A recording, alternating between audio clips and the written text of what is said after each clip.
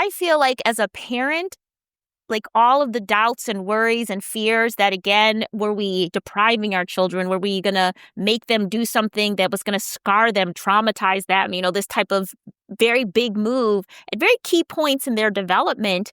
I feel completely confident that not only did we not traumatize them, but we've given them an extra level of resilience. Welcome to Flourish in the Foreign, the award-winning podcast that celebrates, elevates, and affirms the voices and stories of Black women living and thriving abroad, while exploring living abroad as a pathway to wellness. I'm your host, Christine Job, a Black American with Trinidadian roots, business strategist and writer from Atlanta, based in Valencia, Spain.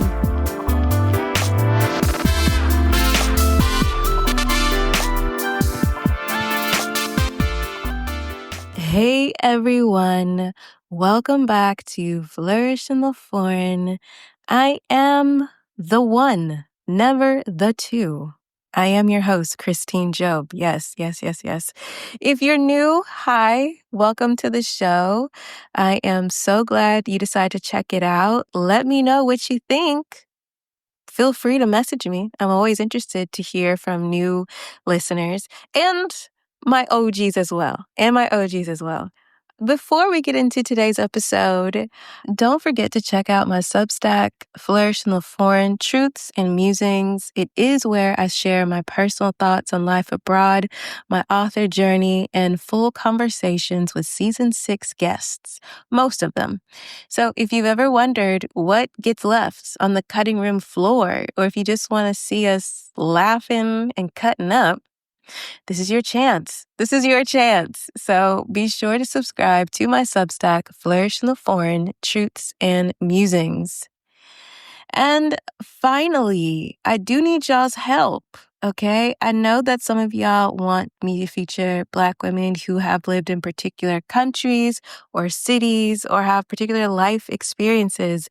And can I just be frank? I am constantly producing for this podcast. Even when it's on hiatus, I'm constantly getting emails, meeting with people, learning about people, doing all these things.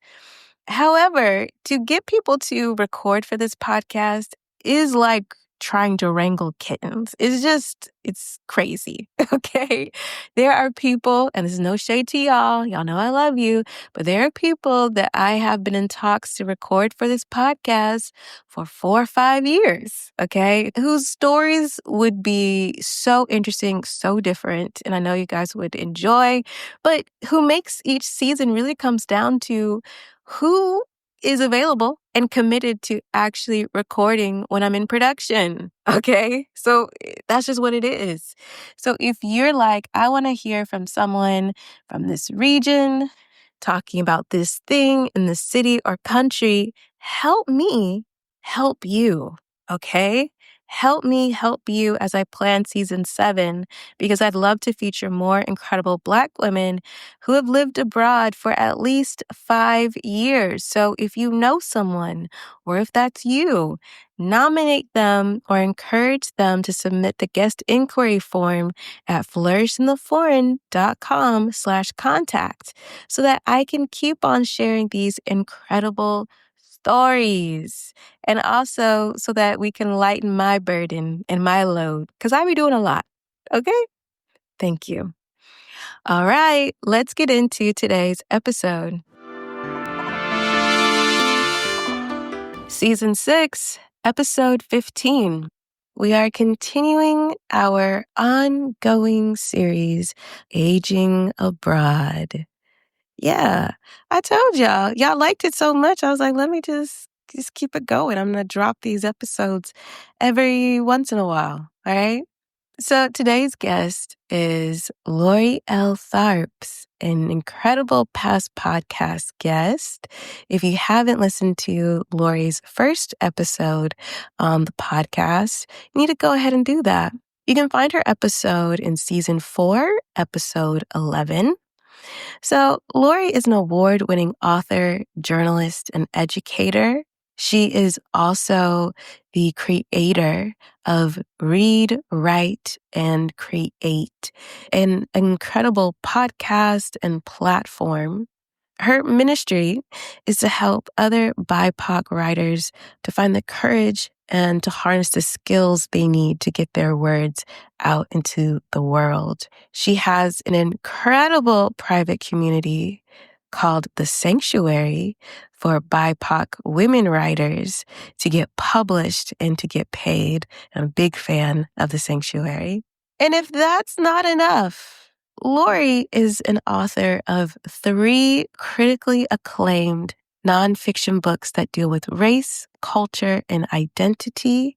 Hair Story, Untangling the Roots of Black Hair in America, Kinky Gazpacho, Life, Love in Spain, and her most recent Same Family, Different Colors, Confronting Colorism in America's Diverse Families. And she's also produced the incredible podcasts My American Melting Pot and my personal favorite, My Bloody Hell, stories about perimenopause.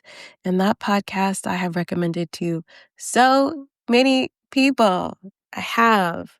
Chatting with Lori is incredible. We have known each other since 2021, and I just adore her so very much. This conversation, like all conversations with Lori, was just so rich and thought-provoking. And I know you all are going to enjoy this episode as much as I enjoyed recording it. So, without further ado, I'm going to let Lori tell you all about it. My name is Lori Tharps. I live in Malaga, Spain. I am 53 years young as of just the other day. So the last time I was on the show, we were, had settled into a comfortable life in Malaga. We arrived here after really trying to decide if we wanted to pick up our lives and move to Spain. My husband is Spanish. We knew we wanted to show our children the other half of their culture while they were still young enough to adapt and absorb that culture. And so it took us a good year to really settle in, but luckily, because we'd been coming back and forth to Spain over the years, there wasn't any real major culture shock. The biggest challenge for us was helping my son, who was repeating 11th grade. He finished 11th grade during the pandemic in the US and then came here, and we had him repeat 11th grade and then finish 12th grade so that he could enter European university with no problem. So the last 2 years essentially was helping my son get through high school, which required a lot of tutors, a lot of late night studying, just a lot of extra help because the Spanish system requires a lot of memorization.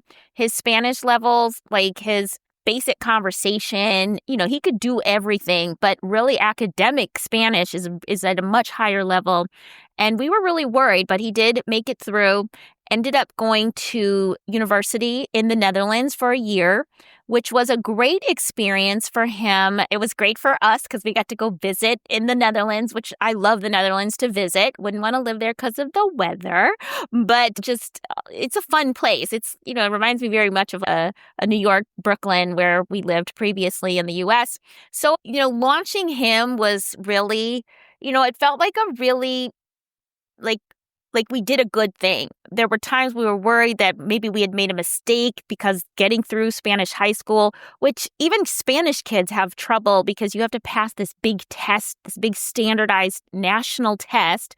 We were really worried that we had done the wrong thing, putting him up to too high standards to finish that and to pass that big exam. But he did pass it, and he was so proud of himself. I literally cried. I was so proud of him because, again, Spanish kids, sometimes it takes them a year to take it like 3 times before they actually pass and go to university. So getting him launched, taking him to The Hague, It was all really wonderful. Meanwhile, my daughter was witnessing all of this. She's 7 years younger than her brother, so it feels far away, but not too far. So it was good for her to see what was coming up for her, what she had to look forward to. She and I took my son to college in the Netherlands, so she got to help me, outfit his dorm room and all that. So it was really fun. And one of the things that made me really happy was, again, you don't know what you don't know. I didn't think that college was going to be the same in the US. It's such a, homecoming and like parents' weekend and all that kind of stuff. And I didn't know how much of that type of hand holding and like rah rah pep rallies kind of thing you would get in the Netherlands. But it turned out to be really great. The whole first week of orientation, they had all kinds of an orientation week. My son had friends from all over the world, literally like within the first week. They had beach day in the Netherlands, which is crazy. But yeah, they had beach day and ski day in the same week, which tells you something. So all that to say, launching a kid into university abroad felt like a really big accomplishment for our whole family. He had a very successful year. However, he did not go back after his first year because we couldn't find housing. Housing is not guaranteed for college students in most European universities, and The Hague, like many other European cities, is facing a housing shortage. We almost rented him, or we even thought about purchasing an apartment as an investment so that he could stay and not have to worry about this for the next 5 years or so, or, for finishing and then perhaps getting a master's degree. But it turned out that he wasn't thrilled with his school or his program, and he really decided that he wanted to study something else. So he's taking a gap year this year, and so he's back home. So we had an almost empty nest, and now we have two kids again for a year while he's taking some online courses and is reapplying to colleges for this upcoming school year. So that's kind of been the family focus. And meanwhile, my daughter started something like high school. So Spanish school is different in that for the younger kids, once you start seventh grade, 7th, 8th, 9th, 10th is like high school here. So in a way, my daughter's finished her cute little elementary school, her little neighborhoody kind of Montessori-esque school. They had no homework. It was very like crunchy granola. We were so happy to find a school like that. She started, again, high school. It's not called high school, so there's not an exact equivalency to US, but she's now at the kind of final stages of what schooling is because school is only mandatory through 10th grade in Spain. So 7th, 8th, 9th, 10th, those are her final years. She's at that school. And she's also continuing to thrive. Her Spanish is almost flawless. She is doing really well, has a lot of great friends, and that has been a real joy to see her adapt so well. As the youngest, and, she came here as a 10-year-old, she, I think, has had the easiest kind of adaptation. And in the States, she was playing violin and doing ballet and all kinds of dance. And she's doing the same thing here. She's found a really great dance school. So she's doing her ballet and modern dance, and she does violin, and everything is in our neighborhood. So she's now 13. She can take the bus to school and to her dance classes and her music classes. So I feel like as a parent, like all of the doubts and worries and fears that, again, were we depriving our children? Were we going to make them do something that was going to scar them, traumatize them? This type of very big move at very key points in their development. I feel completely confident that not only did we not traumatize them, but we've given them an extra level of resilience, access to their culture, language. My son never wanted to really travel, go new places. And during that 1 year in The Hague, not only was he in The Hague and he'd go to Amsterdam, they took a school trip to Paris. Like, he did so much traveling and now is excited about going to school anywhere. Like, he's fearless about traveling by himself. I think we asked him what he was most proud of himself this past New Year.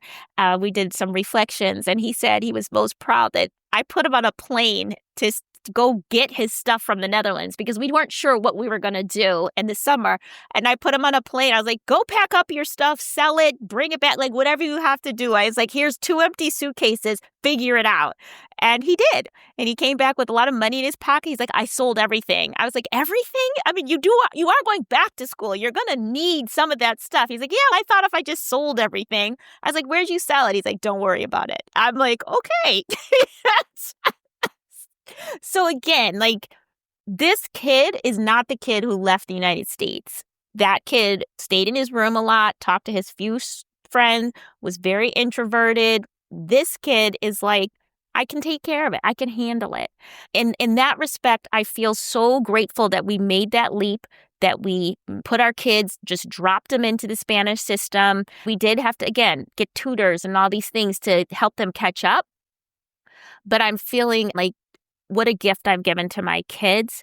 And I have no regrets. And we talk about this, and they admit that there are things that they miss about the U.S. and they would like to visit their friends, but they don't say, I wish we still lived there, or I wish we had never done that. So again, I feel like that was a good decision. And like we've always said, if they want to go back to the U.S., they can. I hope they don't, but they have 2 passports. They are being raised with this idea of being more of global citizens, and they can do what they want. That's where we are as a family. And personally, I have launched my community for BIPOC women writers. It's flourishing, if I might borrow your phrase. It's flourishing. I've led 2 retreats, one in Spain, one in Portugal, for BIPOC women writers that have been very successful. I'm doing the writing that I wanted to do in leaving the United States. I'm actually on my way to Ghana for a writing residency very shortly. Probably by the time this episode comes out, I'll either be in Ghana or have come back, which was a validation for me because the reason, like, my goal for myself, my way of flourishing in the foreign, if you will, was like, I wanted to come to Spain because I wanted to be able to embrace a truly creative, like a lifestyle driven by creativity.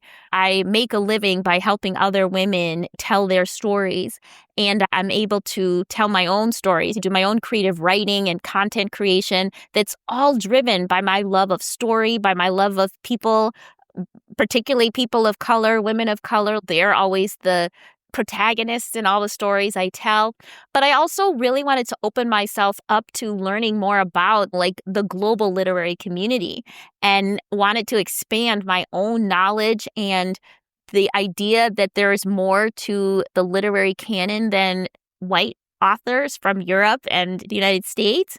And so when I won this residency in Ghana, whose mission is really the same thing, to decolonize the literary canon and to create more bridges between writers of the African diaspora. The fact that I won it, like, it's a pretty prestigious residency. It's open to all writers of the global diaspora. I felt like that was validation that I made the right decision and I'm doing the right things to have that life that I really dreamt about before leaving, and it's happening. So that's kind of an update of where we are right now. So Lori and her family have been abroad for 4 years now, and I asked her to reflect upon her journey of continuously affirming Black identity within her children, even while living abroad. It has always been important for me to make sure my children are proud of their Blackness, their Black American identity. And people, including myself, previous to my fully like self-actualized self today, worried that raising Black children in Spain would be problematic for the reasons of the fact that there's not a lot of positive imagery of Blackness in Spain, which is why I always said, oh, I would never raise my kids in Spain. Never. And here I am. However, as I realized, even though the United States has a population anywhere between 9 and 12%, 13% on a good day of Black people, there's not a lot of positive representation there as well. There's a lot of negative representation of what it means to be Black. And there's a lot of stereotypes there that you always have to fight against. right? In the sense that, I mean, personally, growing up, I was never Black enough, or I was the wrong kind of Black, or I spoke white, all these things that it's not like you're just affirmed all the time in the United States with your Blackness.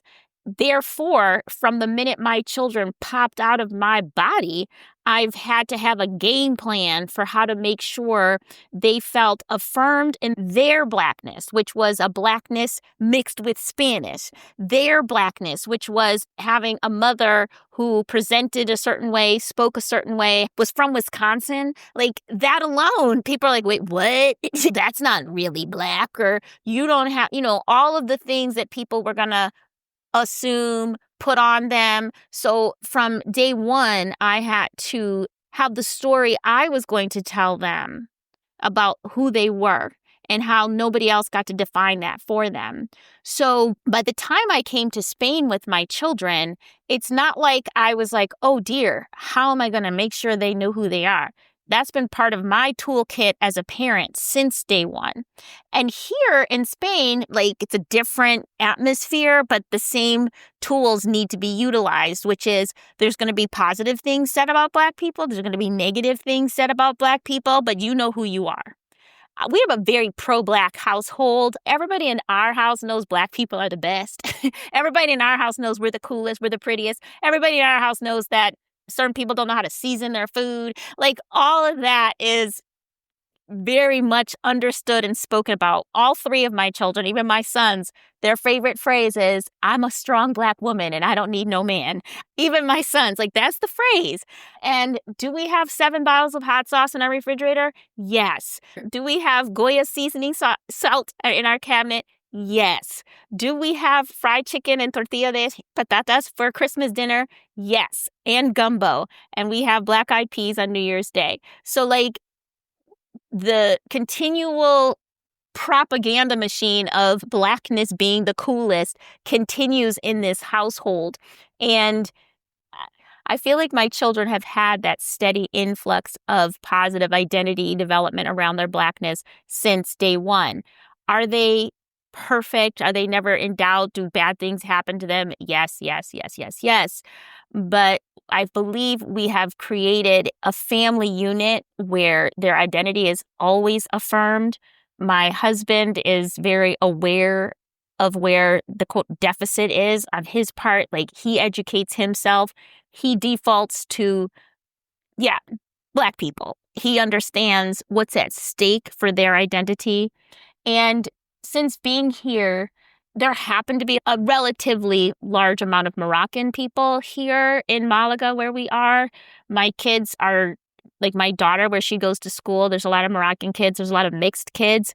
And so in terms of even just visually, they're not standing out like, oh my gosh, what is that? Who are you? Thankfully, they don't have that level of physical scrutiny because they just look so different from everybody else, which I think is helpful. And because the work I do centers BIPOC women, like that is the world, that's the people I talk to, people I talk about.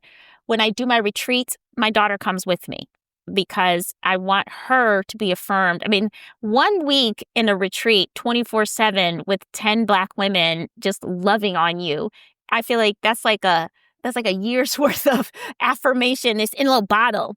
And she came the first year because I didn't have a choice. Like I couldn't leave her alone. There was no place to leave her. The second year, I could have left her home with my son, but I was like, no, this was such an affirming experience for her to see this very diverse group of Black women, for her to participate, hear their stories, like just hang out with us. And it's a range of women, a range of age. I mean, they're all obviously much, much older than her, but she really got to see what do professional, interesting, Black global traveling women look like who are passionate about the written word, about storytelling. So there's all these different things that I'm making sure my daughter, particularly because she's the youngest and the least formed, if you will, that I make sure that she's going to continue to experience as my daughter, as a Black woman who knows that Blackness is very diverse and she can find and claim the version of Blackness that works for her. So I wanted to dig in even deeper, and I asked Lori to reflect upon motherhood abroad and how her mothering has evolved as she has lived in Spain. I love this question about how I have evolved as a mother because I really made some very conscious decisions when I left the US. My husband and I had to have this discussion. I always say I have two boys, like I had two kids, and then I had a third one. I think of them separately because my boys are 3 years apart, and then my daughter came 7 years after her brother. The boys were they were my focus. I was working, but I felt more like a full-time mom with them. Whereas with my daughter, I was deeply ensconced in getting tenure as a professor. I had more help, meaning between my husband, we had babysitters, things that I did not do as a parent with my sons. But all that to say, by the time we moved to Spain, I felt like I had done my mothering. Like I was really spent. I was done. And I obviously had to raise my daughter, but the idea of starting over in a new country mothering, that was something I was not looking forward to. And I knew I didn't have the bandwidth to start over, volunteer for the parent teacher conferences, all of that. I was like, nope. I don't see that in my vision for my new life abroad. And so I said to my husband, one of the things we're going to agree on is that you're going to be the parent now. You're going to be the school parent, the volunteer parent. One, I don't speak Spanish well enough to feel confident to do all the things that I've done for two and a half children. Like my daughter, up to where she was, you know, Girl Scouts, all the things, all the extracurriculars, summer camps, that was me. And I was like, I can't do that in a foreign language. And I don't want to. I'm exhausted. And I'm going to be launching my own kind of new career. So I said that, but I'm a very controlling person. And it wasn't just here, you do it. I did want my husband to do it, but that also meant I had to be okay with things looking different, with being kind of on the sidelines and not being 100% aware of what was going on, not being able to check the homework the way I would have normally done. So it required me to alter my positioning as kind of second parent. Like we always say, captain and the skipper or whatever. I forget my nautical metaphors, but someone's leading the ship and the other one's enforcing and clapping and being like, yes, do what your father said kind of thing. And even for my son, where normally I would be like, all right, let's get that essay written. I'll check it for you. Not anymore. I can't check your Spanish essays. I don't know how their system works. So even for parent-teacher night, I went to a couple and I was like, I don't really understand anything that's going on. You just go, honey, and let me know what they said. That was good for me. And the biggest moment came when my daughter's class, when she was in 6th grade, which is the last year of elementary school, they did a class trip to Scotland. And I was like, yeah, she could go, but who are the chaperones? And I was telling my husband, why don't you chaperone? You make sure everything is copacetic, right? And they're like, oh, no, we don't allow parent chaperones. I was like, well, who's chaperoning? And oh, it's just going to be 2 teachers. It's fine. And I'm like, wait, what? And I was horrified. But then I did a little bit of crowdsourcing and found out this is very typical for Spain. These trips they happen every year. My daughter was in 6th grade, but 4th graders were going on these trips. I had to then again just remind myself, this is not America. All the things you're afraid of, all the things that you think might happen that are terrible, you have to leave those fears and those concerns. And you said you were going to be parent number 2. Her dad went to all the meetings and all the things. And I just closed my eyes and said, okay. And when they got on that plane and the plane was called airplane.com. It was a company that I never even, I was like, airplane.com, that's a real airline? What? No, don't put my baby on that plane. But everybody else was. And I said, okay, this is faith. This is that faith walk. So she had a great time. She came back in one piece. She brought me some tea from Scotland. It was a great experience. And that was probably the biggest, you see, you're in a different country with a different culture. You said you were going to be that parent, the not so involved parent. which has been super helpful because I've been able to, again, focus on my work, my career in ways that I never have before because I've been the primary parent. And she's been fine. And so I keep telling myself these things, letting her ride the bus to school, like all these things. I have to remember this is a much safer country. So it's allowed me, I think, to be a happier parent, less involved in the minutia, but more involved in the just doing things like bringing her with me from my work trips. My daughter and I have traveled so many times, just the two of us together, back and forth to the US, to Morocco, like different things that we've been able to do.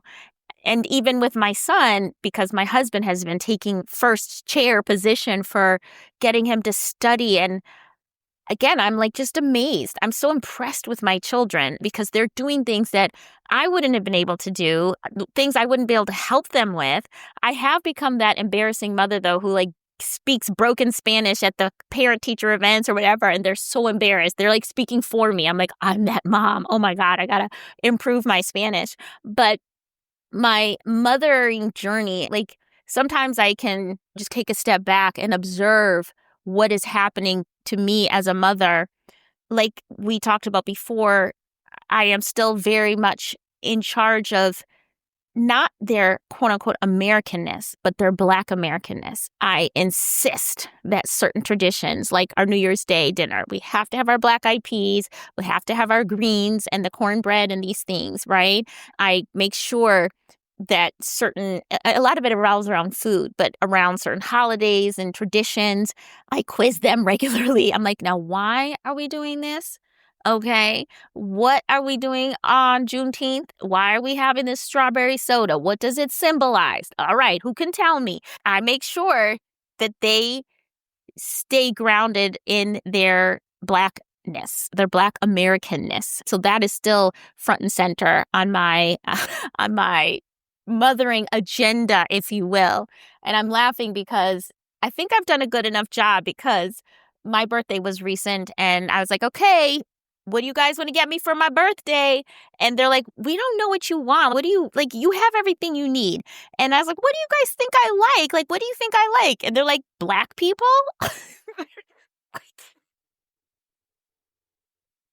Yes, but, and I was like, books about Black people? I was like, yes. That's how far they got. So I think they get it.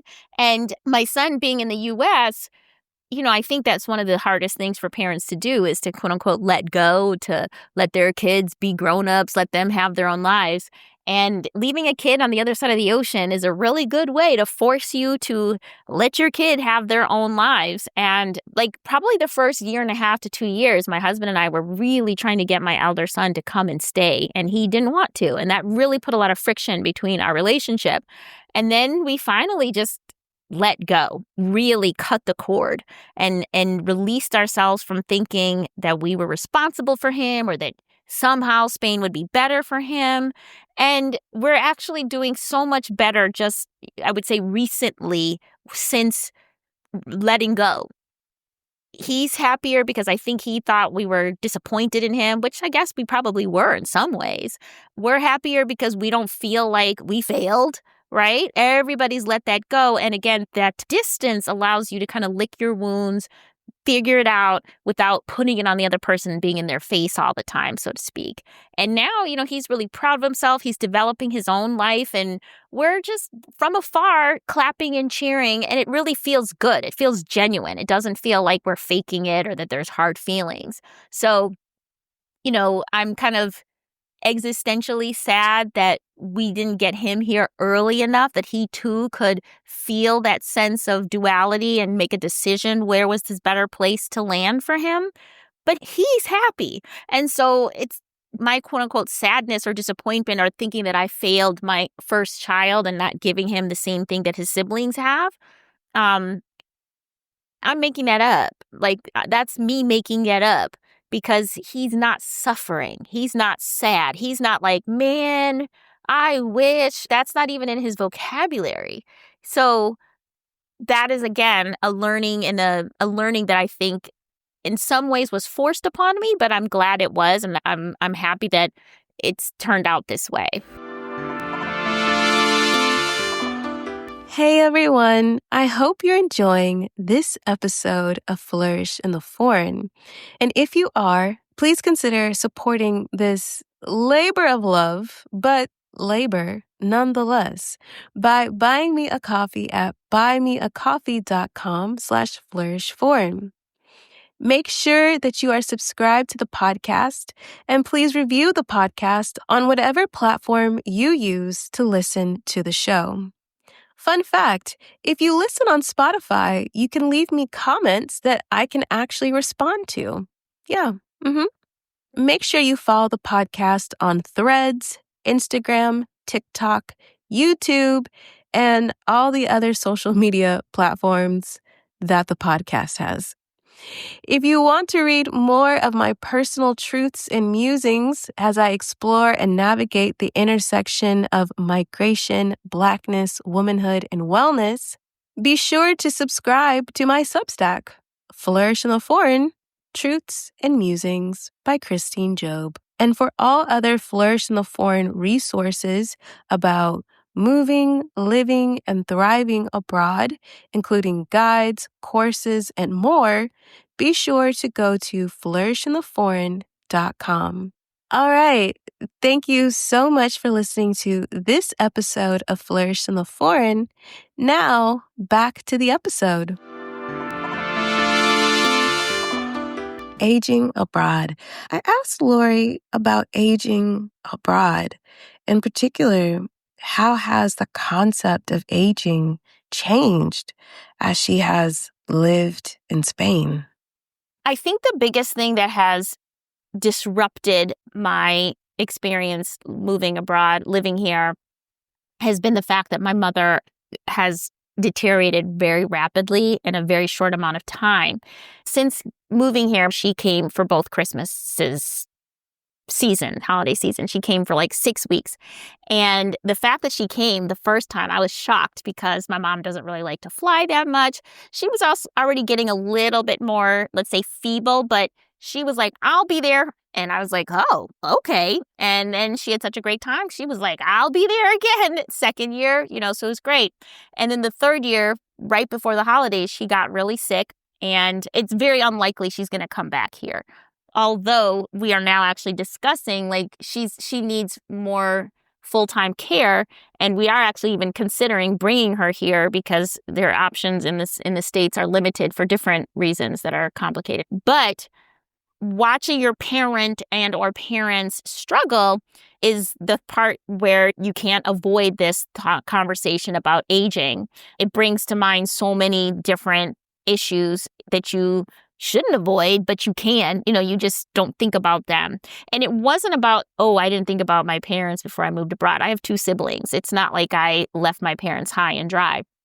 I have 2 very capable siblings in the United States, and my mother had 10 siblings herself, 10 sisters. So I did not have to be that person who's the only child of an only child or anything like that. But still, it's my mother. I love her very much. And seeing her decline, a very rapid decline, it makes you think about all the things. And so without getting into her specific conditions and because she's a very private person, but suddenly my husband are like, let's go check our cholesterol numbers. Let's go check our high blood pressure numbers. And we really start to talk, like, for real about how do we want to age? How do we want our kids? And the fact that we have this beautiful little girl who's much younger than her brothers, like, we got to stay fit and healthy longer than, we can't be kicking back in 10 years because she's just going to be launching in 10 years. So that experience with my mother and both my parents and some of my other elder relatives, my mom's sisters who raised me, my aunties. I was very much a child who was raised by her aunties. All of them have type 2 diabetes. All of them struggle with blood pressure.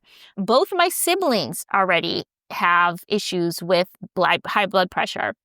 Some of the thing about moving to Spain and moving abroad, I know a lot of people are like, oh, the healthcare's better. The food is so much better. You don't just get naturally better, though. I'm telling you, the bread here is so good. So the food is good. It's so good. You can get fat. You can get unhealthy because you're like, yeah, but I'm not eating Oreos, but yeah, but girl, this bread is so good. The cheese, so the lifestyle stuff made me and my husband both, and my husband's father also had like gallstones or something like that. And he's okay, but they were like, you can't eat fat, you can't eat sugar, you can't eat salt, whatever. So he's on this very bland diet. And so both my husband and I are looking at our parents like, oh, we don't want to go out like that. And not like my husband's father had a bad diet or anything, but it's a lot of lifestyle things. So for us, watching our parents decline, watch them struggle with health conditions, we have, started putting things in place, just like exercise, things that I was saying to myself, I still have time. I still have time. And now it's like when you see your relatives run out of time, it's made me really prioritize. And I know this is very reductive, but prioritize what I'm eating. Like every year, I'm like, this year I'm going to try to do more plants, or this year I'm going to really start exercise. But no, for real, now there's no joking around. We bought a rowing machine. It's right outside my office. I can't ignore it. And also being very realistic about it too. I'm not going to suddenly join a gym and think, because I don't do that. But I love walking, the rowing machine, we're looking at our diet more. And again, we eat so healthy. It's just how much we eat. Me personally, I'm saying we, I just mean me. But we eat very healthily. I've always eaten very healthily. But again, how much am I eating? And is there a little something we might want to take away? I don't drink. Like, I don't have any vices. Like, I eat too much bread. It's just that. It's the bread. So, like, just little things that I'm being more mindful of, because you don't know when that good natural genes are going to just give out on you, right? I was kind of coasting and believing the Spanish sun and the olive oil would just keep me healthy. But that's not true. And I haven't had any major health scares, but I have had like, which probably is just perimenopause to a certain extent, but things like heartburn, digestive issues, things that like are a nuisance. And if you don't take care of them, they can turn into something more severe. That's where I am now, is like, stop pretending like you have more time and take care of yourself now. Do what you can now. And the other part is also financial. If something would happen, what are you going to do? What's the financial plan for that? And I was listening to this great podcast called Flourish in the Foreign that they recently talked about aging abroad as it relates to money. That is another part of taking care. And again, dealing with my parents and how, again, I don't need to get into their situation, but you realize you don't know when the aging issue is going to come into play. And not having these things, like your physical body, do as much as you can. Bank the good health while you can. And also bank the bank while you can, because you just don't know. And as much as I was enjoying, oh, my mom comes to visit, she's great. Now the reality hits and you have to pay attention. And I feel like that's where we are now, is let's not wait. Let's be proactive. My husband and I now both listen to the Zoe podcast. We're like, ooh, it says we should do this for our brain health. And so we're just really trying to do everything we can to be proactively healthy and arrive into older age, in the best health that we can. I am so happy that you're doing a aging abroad special, that you're bringing attention to this conversation, because I think, as I know you know, so many people think about moving abroad as a solution to something. You fill in the blank of what is the solution for. And it often feels like a static thing. I moved abroad. It's not. It's a continuum. It's a motion. It's a continuous process of living abroad. And so if you can just get your mind to living abroad, woo, brain explosion. What about aging abroad? The fact that you are bringing up this conversation is really important, because until you named it, I wouldn't even think about it that way myself.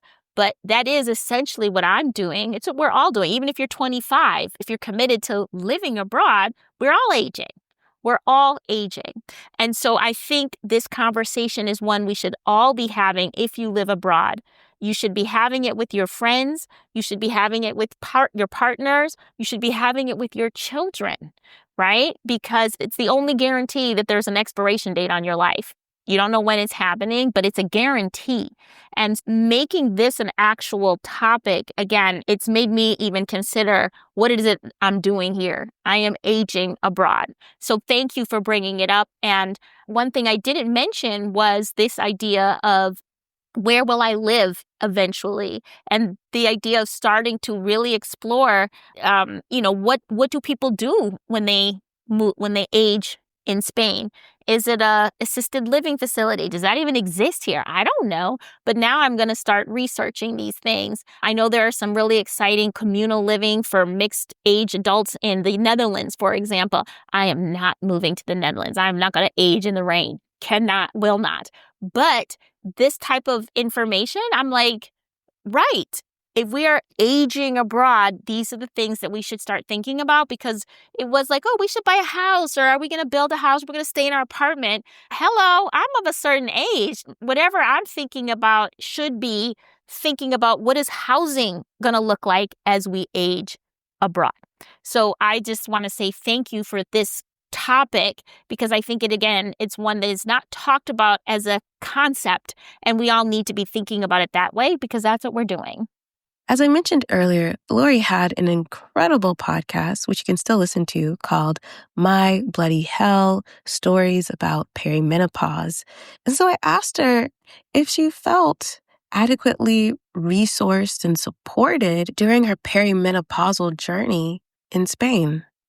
To be honest, Christine, I have not interacted with my medical professionals here in Malaga about perimenopause specifically. However, I am really impressed that, like, whenever I go to the pharmacy, there's so many like menopause supplements, different supplements that I know people talk about, like ashwagandha for calming. There's like meno vitamins, meno supplements, like everywhere. And so I feel like when it comes to a point where I'm like, I really need some supplements, or I need this, I have no doubt that there is opportunity to, whether it's just with the pharmacist who can educate me about what the different supplements are. Every time I go to the pharmacy, I'm so used to walking into CVS or Duane Reade and being like, I need my vitamin D or whatever. But when I go to the pharmacies here, because they're actual pharmacists there, I need to take vitamin D to make sure my bones stay strong and healthy. And the pharmacist will be able to get the D with the K. You need that. That's better for your bones. I'm like, oh, okay. And even like I go to a natural health food store sometimes, and she gives me recommendations for different things, like on an herbal supplement, so to speak. I have a massage therapist and acupuncturist who all know preventatively. I haven't actually had to say, hey, I'm suffering with X, Y, or Z, but I'm like, I am of a certain age, do what you do for those people kind of thing. Again, I haven't had to seek out specific support for a menopausal symptom, but I feel very confident because of the experiences I've had with these different healthcare providers so far, that when I do need help or when I want something, it's going to be there, whether, again, it's certain supplement. I'm very curious because there's all these things that are like Meno this, Meno that, like behind the counters, like not just like in the vitamin aisle. I'm very curious what these supplements are. And if I wanted something or needed something, I just feel very confident that even if it wasn't from my primary care physician, all of these other healthcare professionals who I interact with, I feel that they would be able to help me. Gynecologists, like all of these different people who I interact with regularly.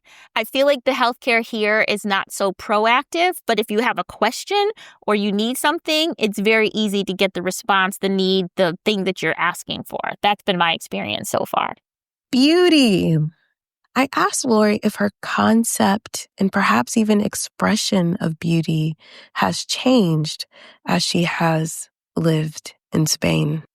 Absolutely. So my concept of beauty, obviously, it's funny because I definitely pay attention to like beauty having lived in New York City for over a decade, you saw the most beautiful people in the world in New York City.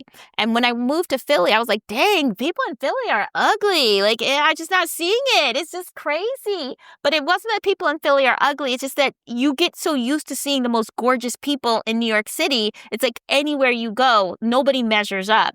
It's like beautiful people just are naturally attracted to New York, I think. Not fake beauty like in LA. And I don't mean to be like everybody in LA is fake, but you've got a lot of the beauty, cosmetic, that kind of thing for the movie industry.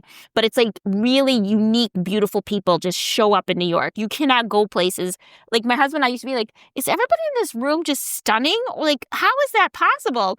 And then you go to Philly, you're like, these are some regular looking people. These are some regular looking people. After that experience, I really started paying attention to the levels of beauty in different places, right? And what makes certain cities more attractive, like where people seem to be more attractive or have a certain look or something like that.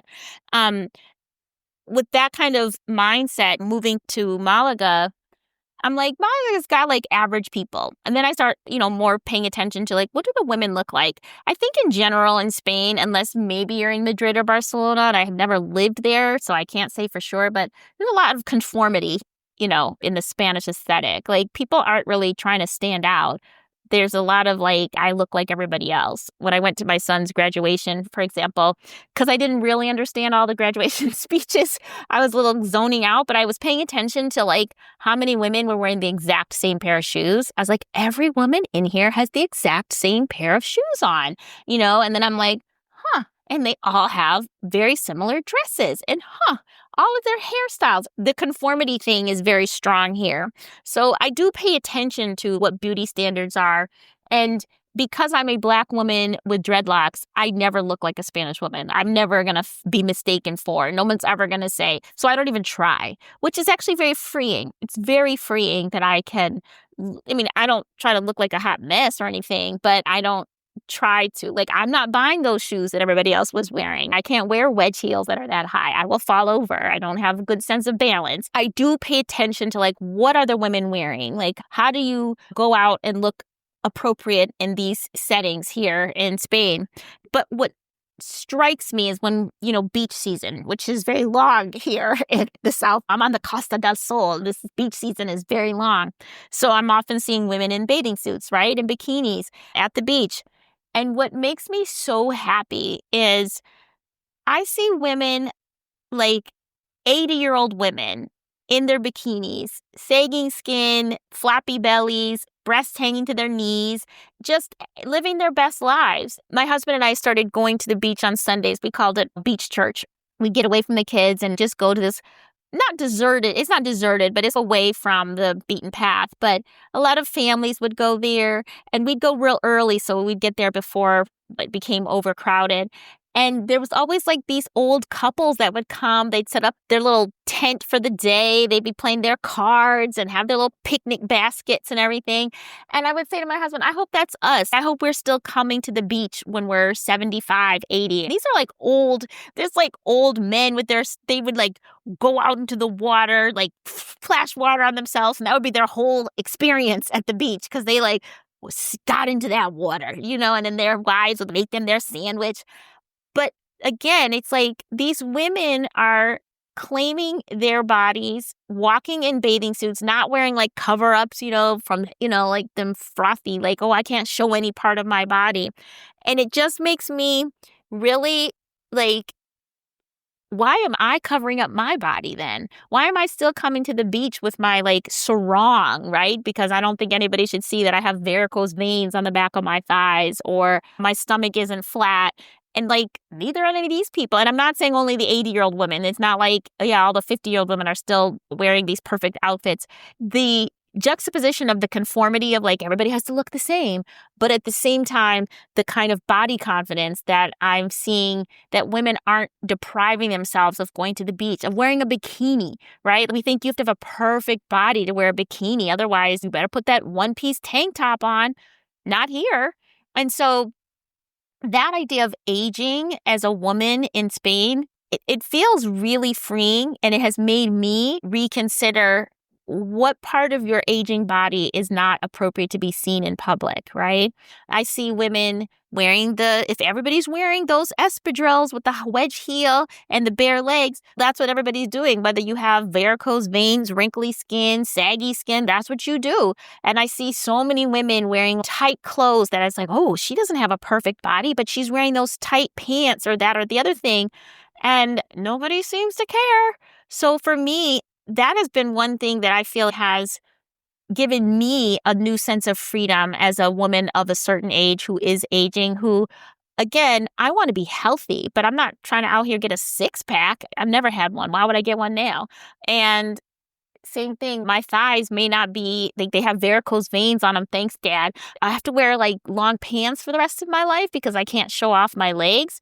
I've had these hangups for so long about what the public needed to see about my body, right? Oh, I have to have sleeves because nobody wants to see flabby arms, right? So again, I want to be healthy and I'm going to work towards being stronger, healthier, more flexible.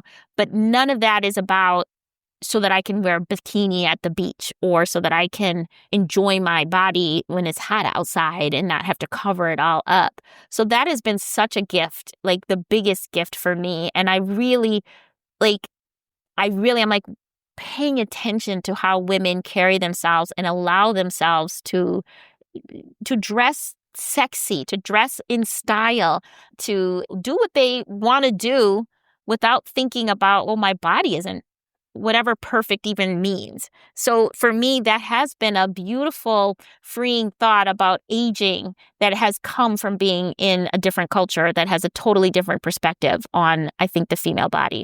When Lori left the United States, she was a tenured professor, okay? She was at the top of academia, and she left that to cultivate a life well lived abroad. So I asked her to describe her professional evolution. Thinking about my professional career and what I gave up leaving the United States and where I am today, it's funny because if I don't look back on my journal notes, my diary, the things that I was writing about and really struggling with before I left, it's hard for me to remember what a struggle it was to uproot and to walk away from academia because I don't miss it at all. And so I was actually thinking about this before our conversation because I actually am writing something about my move for publication and, had to just go back and look at my notes and everything. And I really was struggling with the idea of walking away from a tenured professorship at Temple where I was employed because it meant so much to so many people and I had worked so hard to get there. To get tenure in academia without a PhD is a big deal. People who are coming from a professional background instead of a academic background getting tenure, it's not common. Women getting tenure, not common. Black women getting tenure, not common. Black women with children go up and up and up and up. And what I achieved was pretty significant. And significant not because I'm extraordinary, but significant in that once you make it, then you can bring the next person up. And that's literally in academia because you need references, you need recommendation letters, you need colleagues to validate that your work matters. And once you've done it, then again, I'm the person that can do it for the next person who has the same background as me. So walking away wasn't just is this what I want? It really had significance. And I carried that with me in terms of making the decision to leave. But I knew that I didn't want to stay in academia because I love teaching. I love the idea of being in academia. The whole purpose is like learning, researching, teaching others, writing, like all the things I love to do. But I really disliked the structure, the committee meetings, all of the extra stuff that makes academia not pleasant. And again, there are certain people who are so cut out for that, people who love minutia and like minutes for meetings and like all of the little it just drove me insane. And so I was like, think I can last as long as I thought I could last. You get this idea that once you get tenure, it's smooth sailing after that. And again, I think if you have the right mindset, the right personality, if this has been your dream, if you went through, got your PhD, you love footnotes and whatnot, if that's your space, I guess it probably is a dream, right? Because that's what you do. But that's not what I wanted. I thought academia could be my resting place as a writer, where I would be able to just keep creating. And to a large extent, it was. But the other stuff was just getting in the way for me. And it was making me think, like, you couldn't get fired, but I was like, I'm going to make enemies, because the things that they wanted me to do and the things that were expected of me, I was like, that is so dumb. Oh my God, this is killing me. We need a committee to make a committee decision about whether or not we can turn left instead of right. It was like, how many meetings do we need to do to make this? Like, it drove me nuts.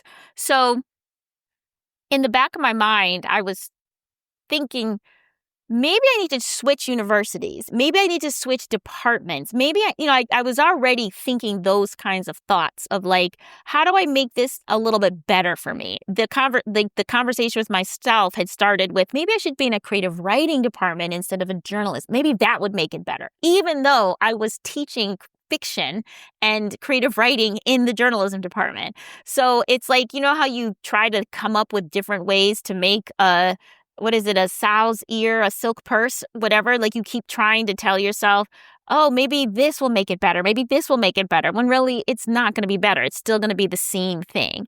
And so moving abroad wasn't like so far-fetched and so crazy. It was, you've been trying to figure out what you really like, how to make this job better. The way you make it better is getting out of it and doing what you really want to do, which is leaving academia and working, honestly saying, I want to do creative writing. When I was in academia, like, the creative writing had to be snuck in upside down, inside out, sneaky, pretend it's something else, and worry you might get in trouble for it.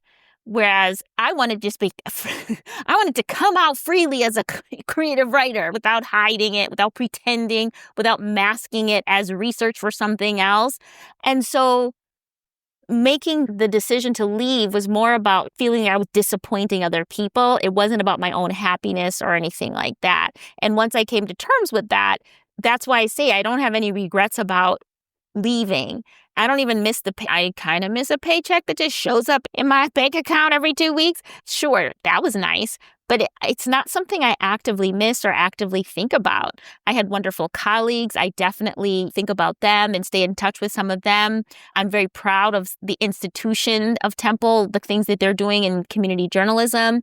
Sometimes I think about, it would be great to go teach a class for a certain department or a certain school that's doing something really innovative, where I know my messaging could be used to inspire the next generation of storytellers. But I have no interest in going back. I don't regret it. I don't feel bad about it. And I feel so content and validated with the work I'm doing now. I'm still teaching. I'm still teaching writing. I'm still inspiring students to take their stories out into the world, to give voice to the voiceless, all the things that I loved about my work in academia, but without the trappings of academia. So I feel like the decision was a good one. And I actually feel I'm reaching far more people than I did in academia, because my scope was more limited to a certain extent of who I was actually reaching and who I was allowed to reach as a professor at a specific institution. So the thing was, I knew that if I left academia, if I moved abroad, it had to be for a purpose. Like, I wasn't going to be I just quit my job and moved abroad and doing it without a purpose, without a plan.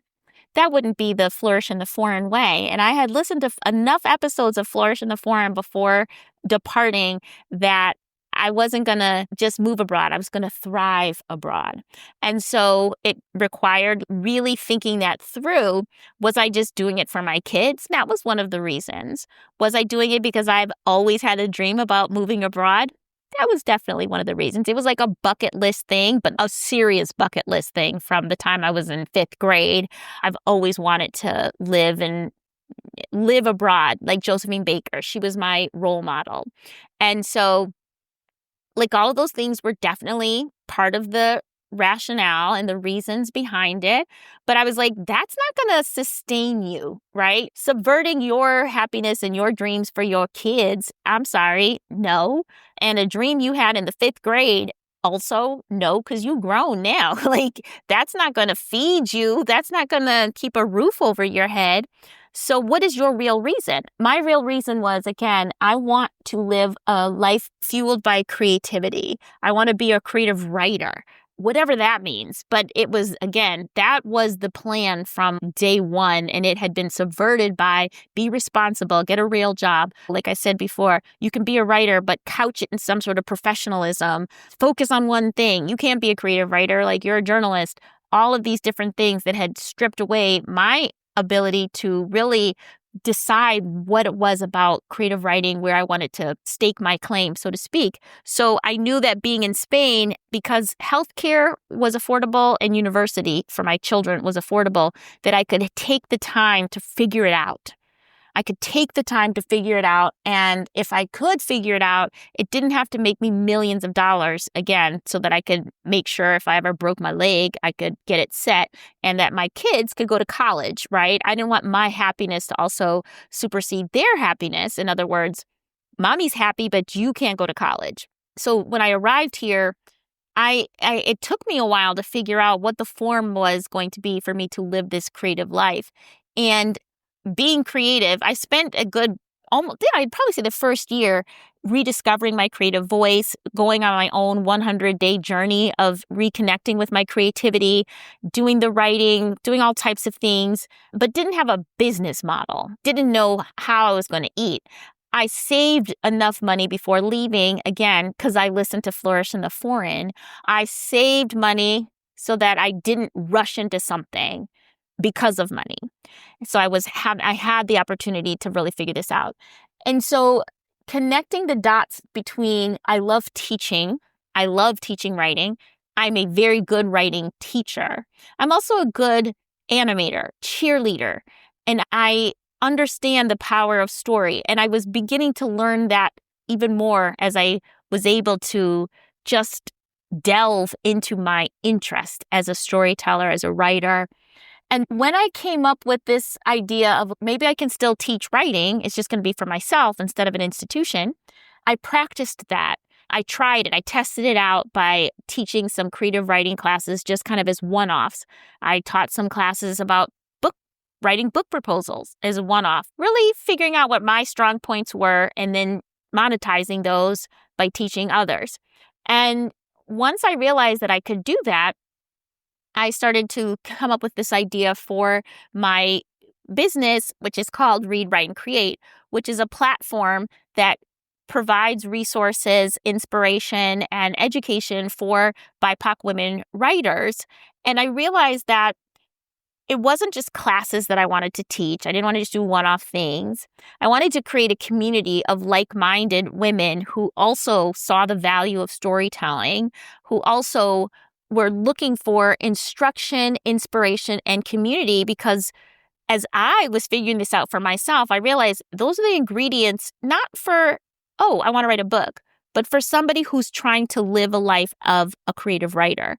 We don't have somebody with pom-poms behind us going, you can do it, write that sentence, get your journal out, go, go, go. And for too long, basically till today, people believe that writing has to be a solitary endeavor. And as I'm figuring this out, I'm realizing as I lead a workshop or a retreat, how powerful it is to be in community with other women of color, to get the work, like not just written, but shared, inspiring others. The power of community, of like-minded people with you, is incredible.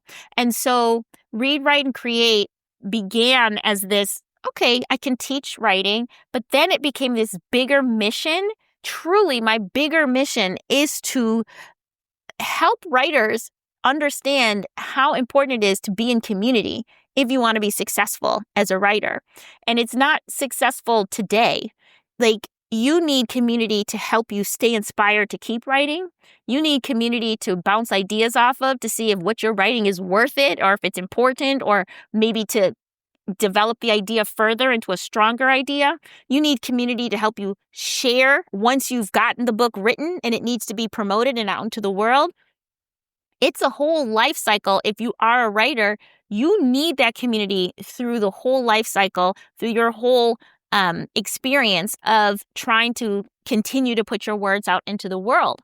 And again, we have all these quotes about a room of your own, being by yourself, a retreat, a residency. It makes it sound like this is something you have to do by yourself. But the more research I've been doing, the more I've learned that almost every famous writer, I'm talking like the big ones, they all have a community. They all have a writing community.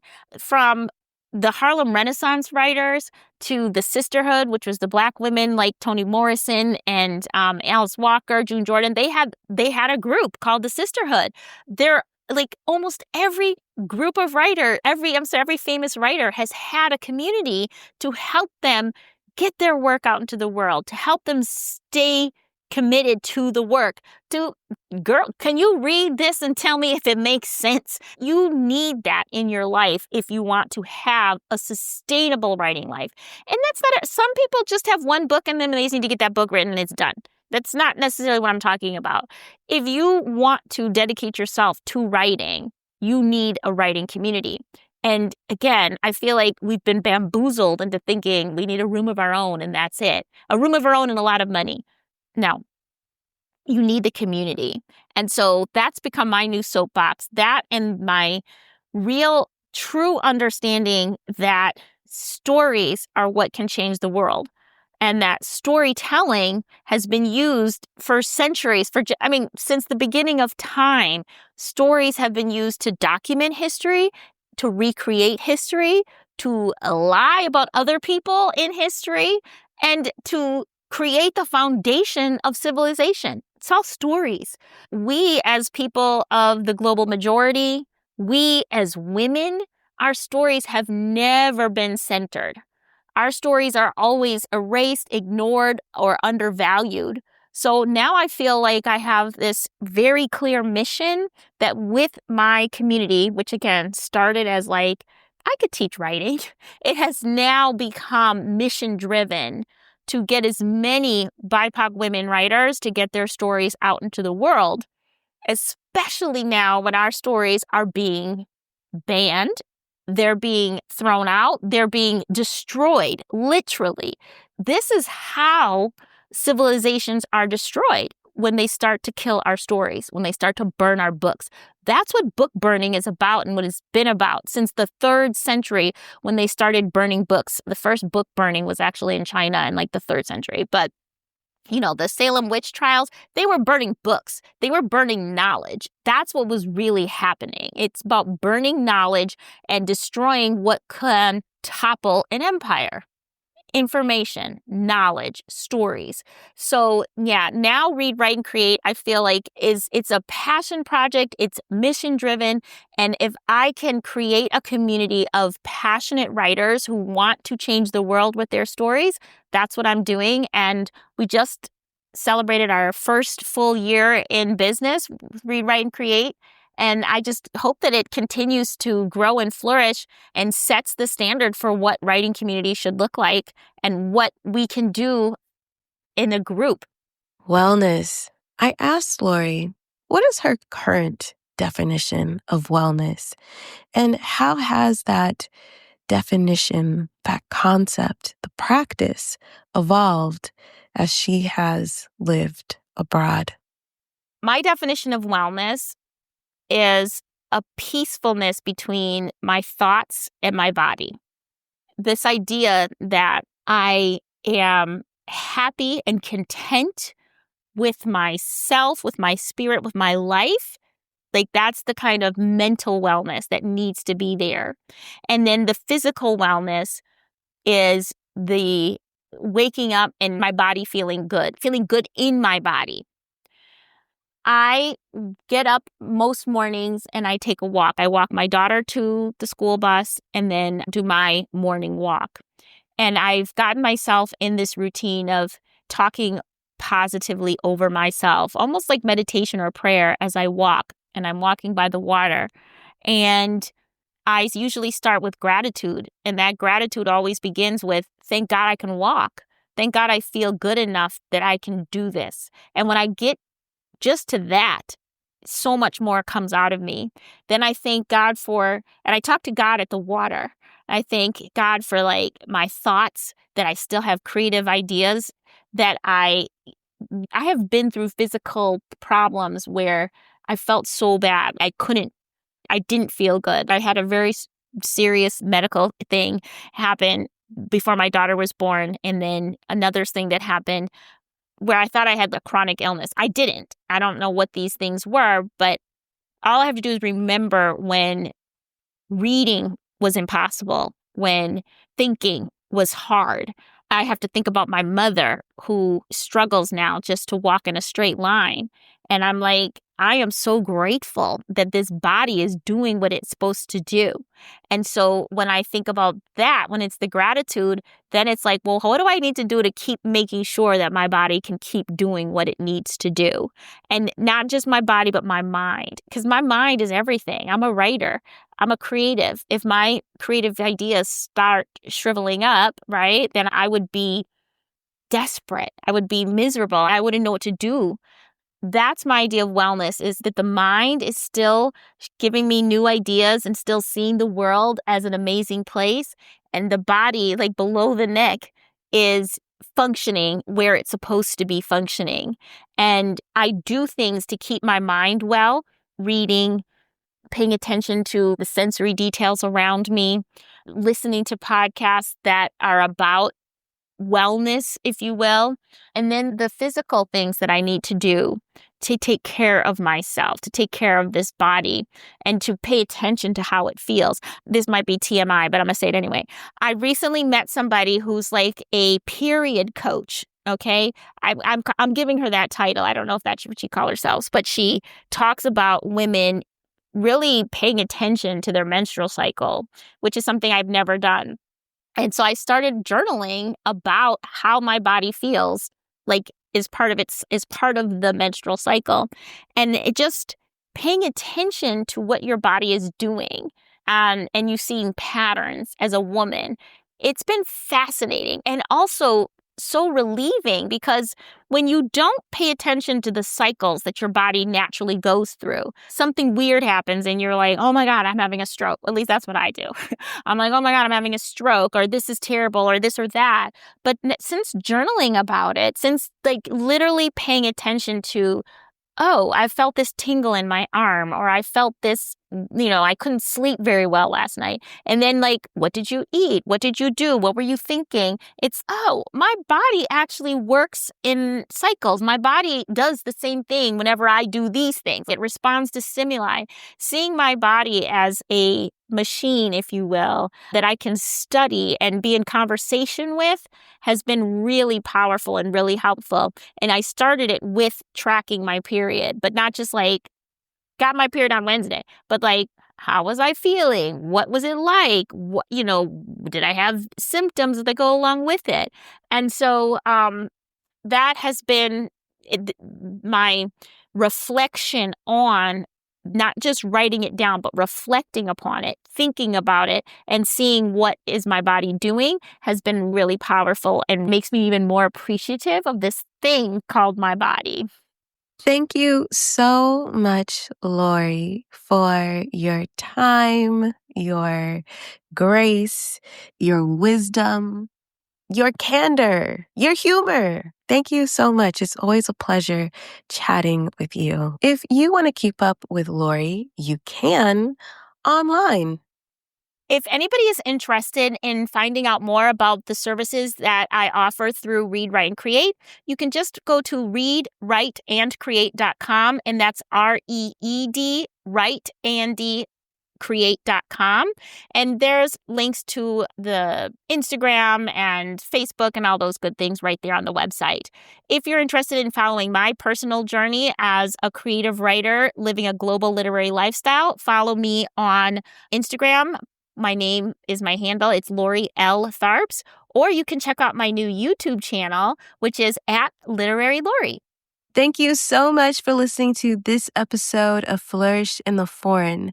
To learn more information about this guest, be sure to check out their show notes page on the website flourishintheforeign.com. If you'd like me to come speak to your group, your organization, your sorority, your company, or any other type of entity, I can. Yes, did you know that? I can. I am available for paid speaking engagements, which includes in-person talks as well as remote talks. Yes, I do travel. I really do.